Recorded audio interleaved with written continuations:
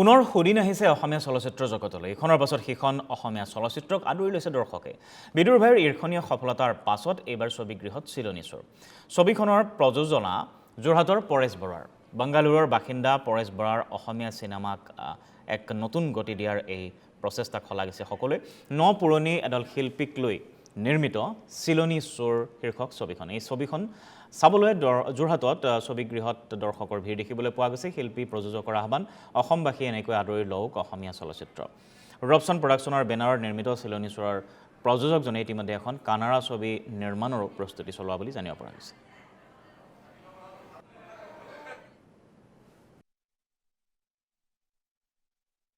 চিলনী চোৰ চাই ভাল লাগিলে।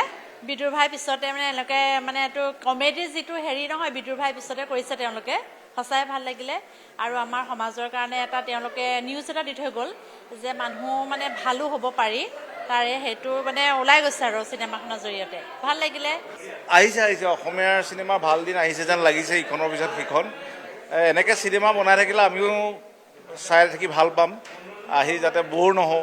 অন্ততঃ চিনেমাখন চাই আহি ব'ৰ পাব নালাগে আৰু মুঠতে এতিয়া এইখন চাই ব'ৰ পোৱা নাই বা ভাল হৈছে। আৰু দুজনমানতো খুব ভাল কৰিছে, দুজনমান নতুন যদিও অলমষ্ট ঠিক আছে, ভাল হৈছে। যিয়ে নহওক চিনেমাখন চিলনী চোৰ, আৰু চিনেমাখন বৰ্তমান মিনিংলেছ নহয়, মিনিংফুল। বৰ্তমান চলি থকা ঘটনাবোৰৰ ওপৰতে ওলাইছে আৰু ভাল কৰিছে। এতিয়া বৰ্তমান চলি থকাৰ ওপৰত লাগে। আমি পুৰণা যুগলৈ বৰকৈ যাব নালাগে, এতিয়া অতীতকটো ল'বই লাগিব। আৰু কথাটো কি, আমি অসমৰ মানুহখিনিয়ে অসমীয়া চিনেমাখন যদি নাচাওঁ, ইয়াত ভাল বেয়া প্ৰশ্নই নুঠে। ভাল কৰিবলৈকেতো ভাল বুলিয়েতো সকলোৱে প্ৰডিউচাৰ ডাইৰেক্টৰে বনাইছে। আৰু আমিয়ে যদি নাচাওঁ চাব কোনে। আৰু এখন অসমতেই নহয়, ভাৰততে নহয়, গোটেই বিশ্বত আমাৰ অসমীয়া চিনেমা চলিব লাগিব। ভাল লাগিছে, বহুত ভাল লাগিছে।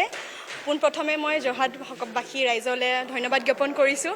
এনেকৈ ওলাই আহিছে, আমাক ছাপোৰ্ট কৰিছে, ভাল ৰিভিউ এটা পাইছোঁ, চ' মনটো ভাল লাগিছে। খুব ভাল লাগিছে। গুৱাহাটীৰ পৰা যোৰহাটলৈ আহি বেছি ভাল লাগিছে। যোৰহাট মোৰ সঁচাকৈ বহুত প্ৰিয়, আৰু যোৰহাটৰ লগত মোৰ বহুত পুৰণা এটা সম্বন্ধ আছে। আৰু তাতে চিলনী চোৰখন যোৰহাটৰ পৰা জন্ম। আপোনালোকে জানি সুখ পাব যে আমাৰ চিলনী চোৰৰ প্ৰযোজনা যিজন পৰেশ দা, তেখেত যোৰহাটৰ হয়। গতিকে যোৰহাটবাসীলৈ মই অনুৰোধ জনাইছোঁ যে যোৰহাটৰ সকলোৱে চিনেমাখনক আঁকোৱালি ল'ব, আৰু এইখন চিনেমাই যোৰহাটৰ ইতিহাস ৰচিব যেন লাগিছে। নমস্কাৰ, মই পৰেশ বৰা। অসমবাসী ৰাইজলৈ মোৰ বিনম্ৰ অনুৰোধ, আজি দুদিনৰ পৰা মই এই একেটাকে কৰি আছোঁ, আপোনালোক হললৈ আহক, চিনেমাখন চাওক। চিনেমাখন আপোনালোকে কেতিয়াও, মই কথা দিছোঁ, আপোনালোক কোনো নিৰাশ নহয় চিনেমাখন চাই। যথেষ্ট ধুনীয়া চিনেমা।